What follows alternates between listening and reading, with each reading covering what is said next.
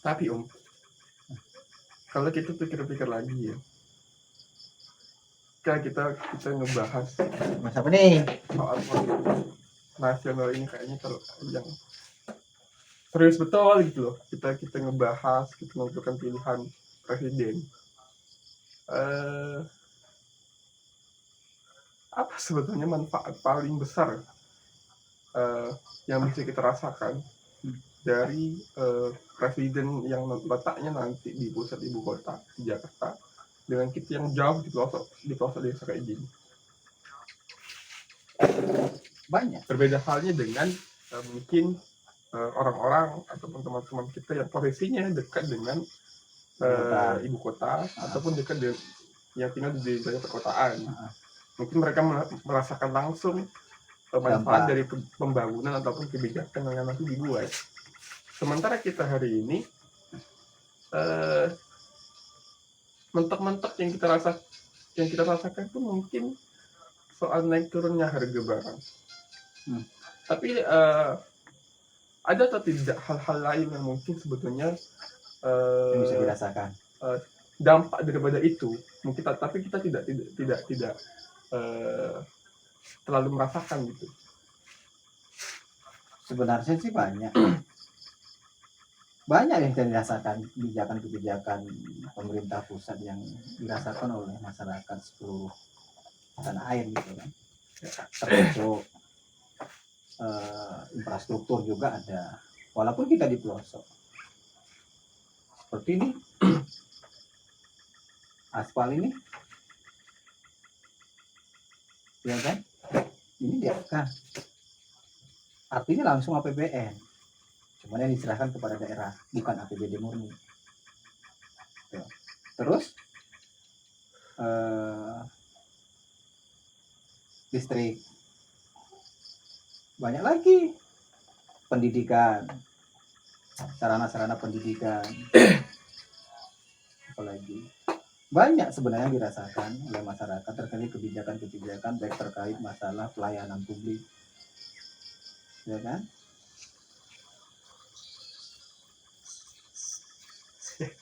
Tunggu dulu. Ya. Kita bicara soal aspal dulu. Di soal aspal. Kalau jalan yang statusnya jalan nasional, mungkin kita bisa merasakan. Tapi jalan yang di depan kita ini jalan kabupaten. Tentunya kan jalan yang dianggarkan dari APBD dengan anggaran yang langsung dari DAK.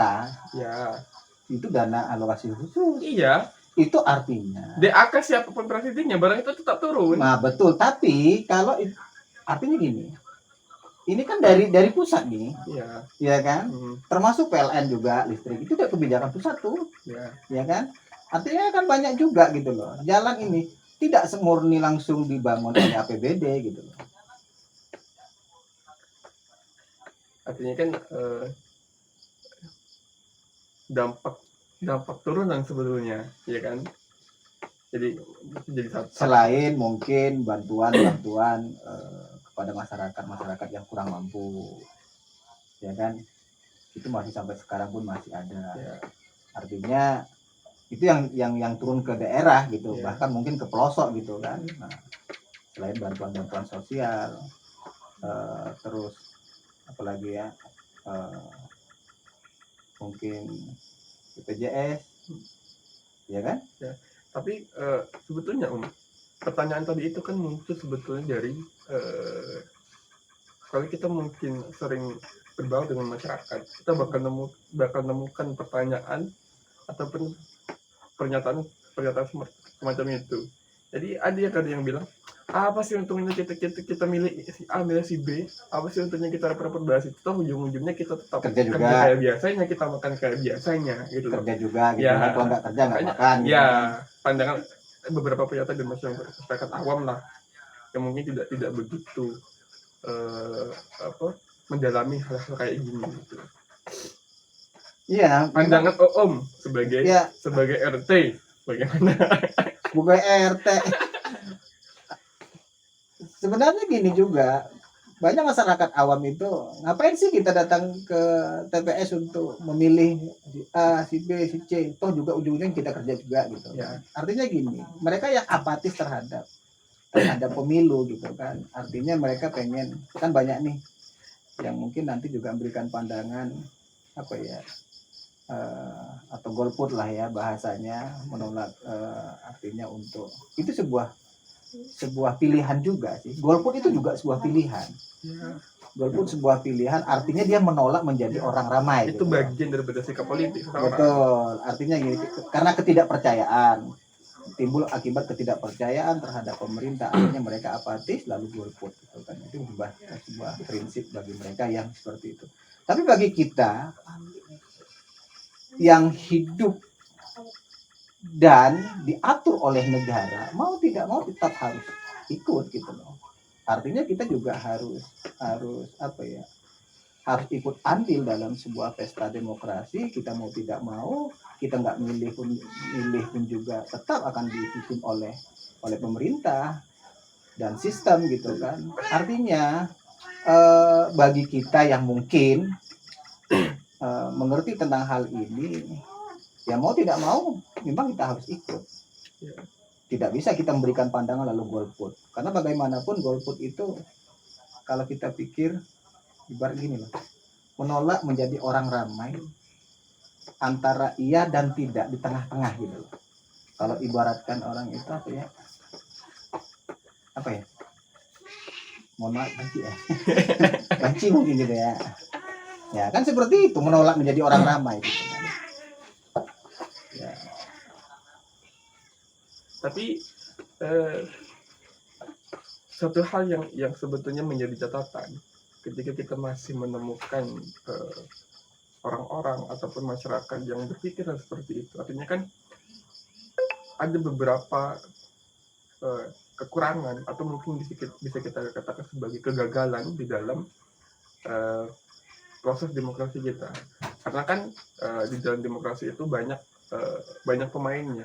Ada partai politik, kemudian ada penyelenggara pemilu, dan salah satu tugasnya itu adalah melaksanakan pendidikan politik. Dan salah satu contohnya adalah memberikan pemahaman kepada masyarakat tentang berbagai hal mengenai politik. Artinya, ketika masih ada ataupun bahkan banyak masyarakat yang berpikiran seperti itu, artinya ada tugas-tugas ataupun pekerjaan yang semestinya mereka lakukan namun tidak dilakukan. Itulah akibatnya gitu loh. Ya, artinya kan mereka ini kan korban politik gitu loh. Mungkin bisa jadi mereka ini korban janji para politikus gitu kan.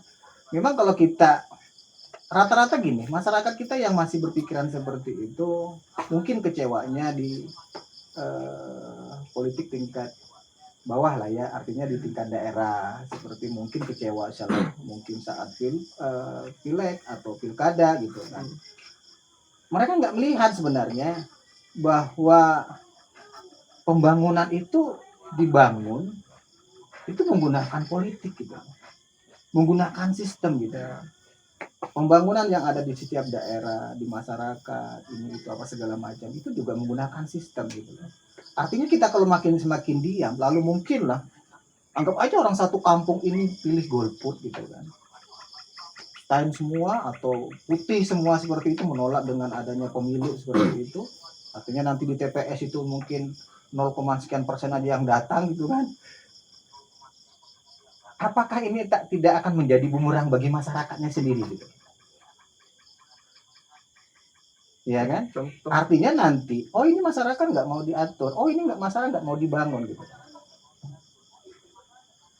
Kalau artinya gini, apa namanya ya, setiap politisi, setiap pejabat membangun di beberapa daerah itu masih juga melihat ini daerah basis saya ini konstituen saya ini, rata-rata seperti itu. Artinya mereka akan terus berbuat ketika di situ memang ada basisnya. Kalau memang di situ nggak ada basisnya, walaupun di dalam aturannya contoh seperti pileg lah ya, legislatif duduk itu dia tidak mewakili konstituennya saja, tapi mewakili berdasarkan dapilnya gitu loh. Artinya mereka punya hak dan punya kewajiban untuk membangun di dapilnya. Tapi nyatanya tidak. Mereka akan terus membangun dan memberikan kepada masyarakatnya pelayanan yang dimana di situ dilihat suaranya atau basisnya memang dominan. Nah, kalau masyarakat kita lagi menolak dengan hal seperti itu lantaran cuma mungkin kecewa satu atau dua orang gitu, lalu ini akan menjadi virus mengajak seluruh masyarakat untuk golput seperti itu, ini akan menjadi bumerang sebenarnya. Rugi untuk kita sendiri, untuk masyarakat kita. Dan apakah itu hal yang wajar ketika ada unsur pertimbangan orang-orang yang sebarisan di dalam kalau pembangunan. Misalnya janji-janji politik terus tidak terrealisasi atau yang dijanjikan di setiap daerah itu tidak terrealisasi seperti itu, mungkin udah warna-warni dari politik ya. Artinya tapi salah atau tidak? Ya salah. Salah kan, oke. Janji adalah hutang gitu loh. Ya. Bahasanya seperti itu. Ya. Kita ini dulu tahun berapa di kampung kita ini rata-rata ketika ada pileg hanya dijadikan komoditi.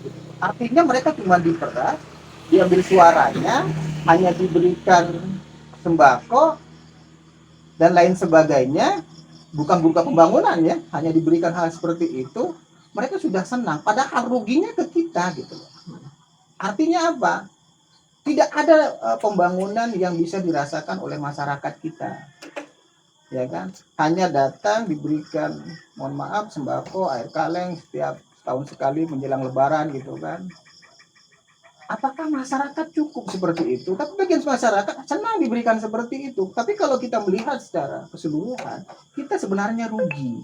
Yang kita inginkan adalah dari pejabat-pejabat tersebut, dari politik tersebut adalah janji-janji politik yang bisa memperbaiki fasilitas atau sarana yang ada di daerah kita gitu.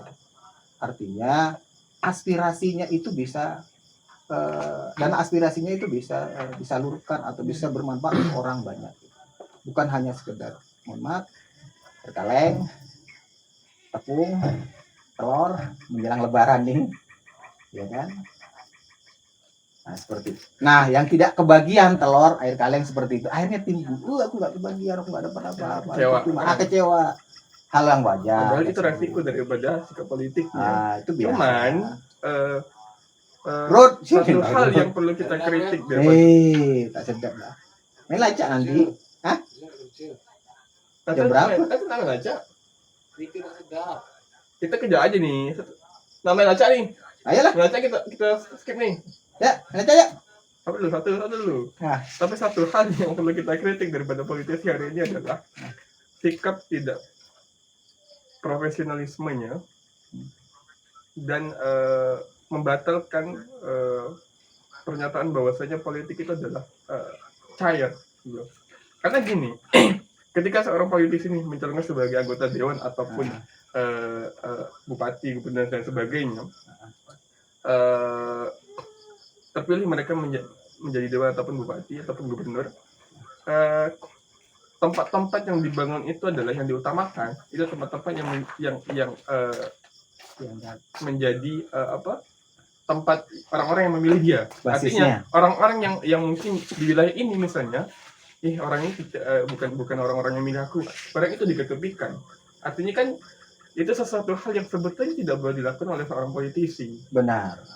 Kalau hal-hal kayak gini, kekecewaan ataupun sikap apa bahasanya ketegangan politik itu masih terus ada di kalangan bawah. Itu masih kita maklumi karena pengalaman politiknya, pemahaman politiknya mungkin masih kita pertanyakan. Berbeda halnya dengan politisi yang kita anggap mereka sudah paham betul tentang bagaimana sebuah harusnya ketika mereka terpilih dimanapun tempatnya, siapapun orangnya, mereka tidak boleh memandang orang ini milih apa atau tidak boleh. Saya sepakat kalau memang politisi yang seperti itu juga. Artinya gini, ketika mereka sudah diamanahkan, baik itu sebagai wakil rakyat ataupun sebagai kepala daerah, dia tidak lagi melihat ini hanya pada basisnya, Ya. tapi melihat pada keseluruhannya. Ya. Kalau seperti pileg mungkin pada dapilnya, tidak lagi dia, oh ini basis saya harus membantu, saya membangun. Tidak, karena ini amanah undang-undang sebenarnya. Amanah undang-undang yang artinya mereka ini harus mengabdikan diri sesuai dengan dapil dan wilayahnya. Ya. Artinya tidak lagi memilih A, si B dan lain sebagainya. Nah, di sini yang sebenarnya memang betul kita perlu kritik politisi-politisi yang seperti ini, bagaimana harapan masyarakat ini, harapan kita semua bahwa mereka dipilih oleh rakyat, dipilih oleh masyarakat, yang artinya mereka sudah berjanji disumpah untuk mengabdikan diri untuk masyarakat dan melayani masyarakatnya, tidak hanya pada dapilnya tapi pada basisnya, tapi pada dapilnya atau pada wilayahnya. Artinya gini, hemat saya, politisi seperti ini mungkin kurang begitu dewasa, atau mungkin merasa dia merasa nanti toh kalau saya berbuat yang bukan basisnya di pemilu yang sebelumnya, toh mereka nggak akan milih saya, ya kan? Artinya mungkin ada juga yang politisi yang bersikap seperti itu, kalau saya bantu pun toh ujung-ujung tidak akan membantu saya. Artinya mereka nggak mau terjebak seperti ini. Ini sikap mereka, ya silahkan gitu loh. Tapi kalau berdasarkan undang-undang, berdasarkan amanah, mereka tidak boleh harusnya seperti itu. Bagi mereka ini rakyat saya, ini masyarakat saya gitu. Walaupun beda bendera, mohon maaf gitu kan. Artinya memang harus kepentingan publik, kepentingan masyarakat itu harus dikedepankan, tidak lagi melihat warna partainya apa, afiliasi politiknya kemana. Tapi yang kita lihat sampai saat ini masih banyak politisi yang seperti itu, yang memang bersikap tidak fair ya, tidak adil dalam memberikan pembangunan atau pelayanan kepada masyarakatnya. Itu ketika hal-hal seperti ini masih kita biarkan, semakin lama barang ini bakal semakin memburuk nantinya. Oke. Obrolan malam. Kesimpulan pada hari ini yang bisa kita dapatkan adalah mari kita belajar berpolitik. Satu cara yang bisa digunakan untuk kita. Tapi gini. Kami dapat kesimpulan. Satu lagi. Sebenarnya gini. Menjelang pemilu ini semua pengen mengabdikan diri. Semuanya pasti berbicara tentang masyarakat, tentang kebutuhan masyarakat. Warna apapun itu bendera tetap dia akan melayani. Artinya gini, seorang polisi ini yang terjun karena niat tulus dan karena fulus, pada akhirnya juga akan menjadi adonan gitu. Artinya mereka sudah menjadi adonan, ya udah gitu kan. Ya, kita fair aja, siapapun boleh masuk. Ya kan? Walaupun kita lihat di kampung kita basisnya siapa. Karena kalau hari ini kita mengharapkan proses seleksi ataupun filtrasi itu dari partai politik, kayaknya tidak mungkin. Karena proses penentuan calon di partai politik kita menggunakan popularitas dan mungkin modal. Makanya filterisasi yang paling masuk akal hari ini, seleksi yang paling masuk akal hari ini adalah di masyarakat. Siapa yang mereka pilih itu nanti yang bakal menentukan bagaimana dari kita ke depannya. Oke, selamat malam, sampai jumpa di RT 101.